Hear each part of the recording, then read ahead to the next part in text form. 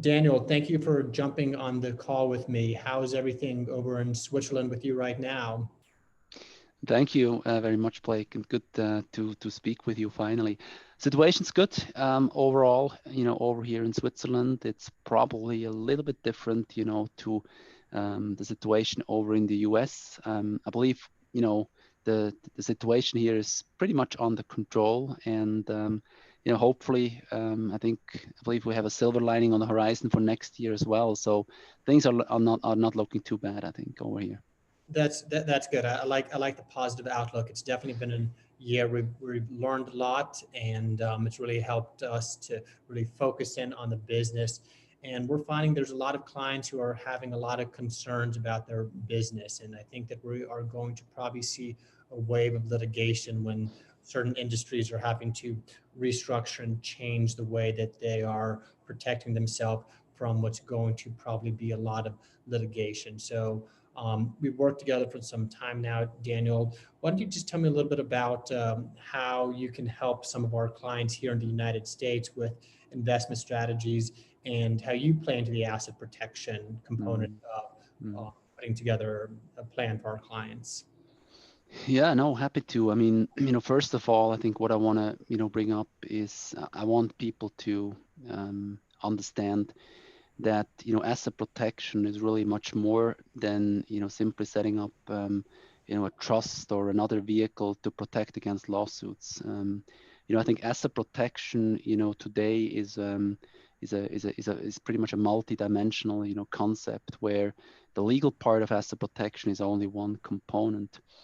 And I think in order, for clients to understand, the full benefit that they get from, an asset protection structure, you want to, I think, combine the benefit of the asset protection structure with, more the banking and investment, related component as well. And so what does that actually mean? Very clearly for, a client who's going through the process of setting up an asset protection trust, then eventually they're coming to the point where they put some capital into that trust. And I think what's important then, not only to protect these assets, but actually the question then becomes, how do we make the most out of the capital, which means there's got to be a very sophisticated strategy to invest those assets. And that right now, very, very clearly is all about, international investment diversification. Typically, American clients have a very strong home bias when it comes to their investments. That means most of the money is invested in US stocks, US real estate, US dollar currency, obviously. And we really want to make sure that once they set up the trust, that the vehicle is then also used to add an international investment, diversification around a home portfolio that's there already. And that certainly includes the diversification into stronger, currencies, into investment opportunities that can be found worldwide. So it's really important for me to bring this up and make people, understand that there's a lot of added value on the investment side as well. And I absolutely agree with what you're saying, Daniel. Clients, they come to me because they have concerns about lawsuits, and so we'll usually set up a structure that typically involves a Cook Islands trust. And you and I have been working with the companies in the Cook Islands for many years now. We've built some very good relationships with the companies down there, and the Cook Islands is certainly, or I strongly believe, the best jurisdiction in the world for having a trust company hold the assets. It's the best Mhm. place for asset protection for close to 40 years now. They have been the leading jurisdiction for asset protection planning, but their banking system is not necessarily the best, which is why I typically will refer clients to a Swiss banker such as you, Daniel. And when clients get set up with your company, what I find over and over is they're very happy with the options in terms of investments. They're not limited in any way in what they can invest in, and it broadens their ability to diversify, as you mentioned. I've had clients who come to me with a worry, a particular concern. We get through that lawsuit, but then once they've established a relationship with your company, they like it. I don't see clients typically going back to their domestic advisors once they've gotten introduced to you and your company.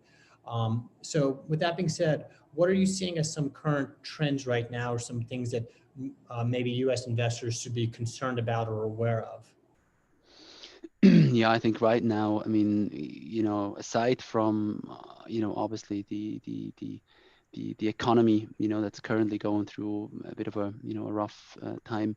I think the main concern right now is, the outlook for, the US dollar. And, that's something that's really affecting everyone because, going forward, I think we have now all the pieces coming together in such a way that over the next 2 or 3 years, we could be potentially seeing quite a significant decline in the value of the US dollar.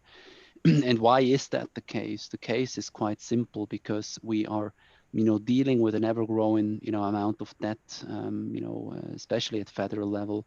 And the cure, so to speak, is really that we're printing just more and more and more money.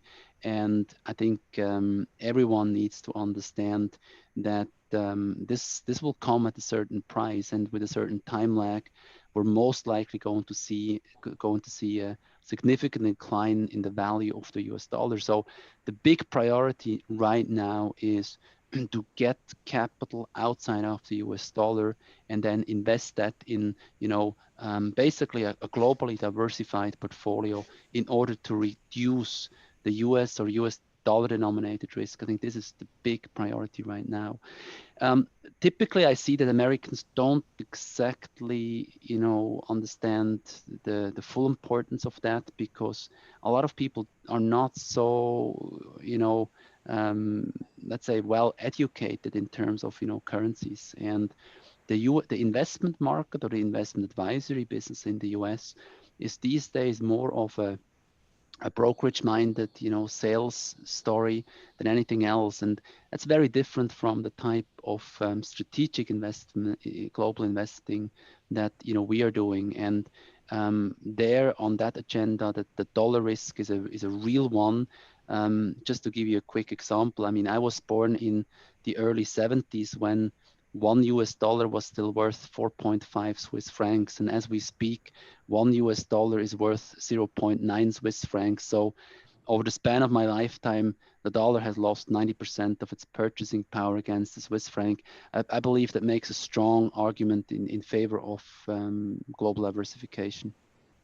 And are you seeing interest in cryptocurrency? What are you seeing, or what's your prediction for some cryptocurrency markets? It's definitely caught in a lot of news lately, and I've had a handful of clients that have come to me with pretty substantial cryptocurrency holdings.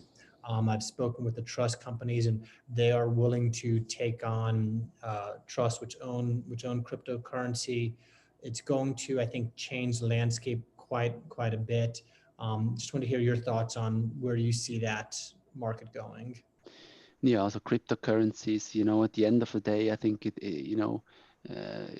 would take me too long to now go into the details of, which, cryptocurrency we see as attractive. But one thing I can say for sure is, cryptocurrencies are here and, are here to stay. And the underlying, blockchain technology is here to stay. And I think that's going to have, a really important, impact, in the future. And I definitely fully believe in the future of that market and in the future of that industry. And the fact, the area where I live with my family, that's called the crypto valley of the world now, and that's actually in Switzerland. It's not in the US. So for a change, I think we've been pretty much on the forefront of things. But we do have clients that obviously are interested in cryptocurrencies. We do have clients who are actively significantly invested in cryptocurrencies, and we can offer solutions there as well. And actually, in fact, also have banking partners that are willing to onboard clients with cryptocurrency assets. That's absolutely possible, and I believe it's just something that's going to be very important for the future.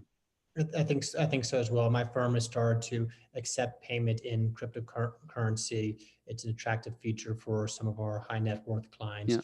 that have some of their money or have a substantial portion of their assets held in cryptocurrency. And I think that it may be coming very soon that the U.S. switches over to some type of cryptocurrency. I don't know which one, but I'd be very interested to see that. Daniel, I appreciate you jumping on this call with me. I think that my clients will very much enjoy getting to hear from the Swiss banker, especially someone with your level of experience. Before we sign off the call, do you have any final thoughts or predictions for 2021 you'd like to share? Yeah, I think I want to, kind of conclude, the call today here, that from an investment perspective and an economic, point of view, I really think that, people should, try to approach 21 with, I think, a good level of, optimism. And I think we have reasons enough to believe that 21, will be kind of a comeback, year in many areas. It's been a really difficult year. It's going to be difficult and challenging for a little longer there. But I think, with all this, the vaccine news and, new therapies, I think we're really seeing that the world is finally starting to get the pandemic under control. And with it, I believe also that the world is really setting itself up for a pretty strong recovery over the next, 2 or 3 years. So with that in mind, I think, I just want to, ask everyone to, to keep a good attitude, to stay positive for 21. And with that obviously being, said, I think there's a silver lining on the horizon for sure. And thanks for having me. Okay. And yes, thank you again. And just to recap, I certainly agree. I think there's a lot of opportunities, but the opportunities are only going to be valuable to those who actually plan ahead and take advantage of the opportunities to protect their assets, to diversify, and really look into what the future is going to hold. Well, yeah. Daniel, I'm going to go ahead and wrap up the call for now, but I know that you and I will be talking again soon with another client. So thank you so much for the call. Excellent. Thank you very much. Best wishes from Switzerland. Okay. Take care.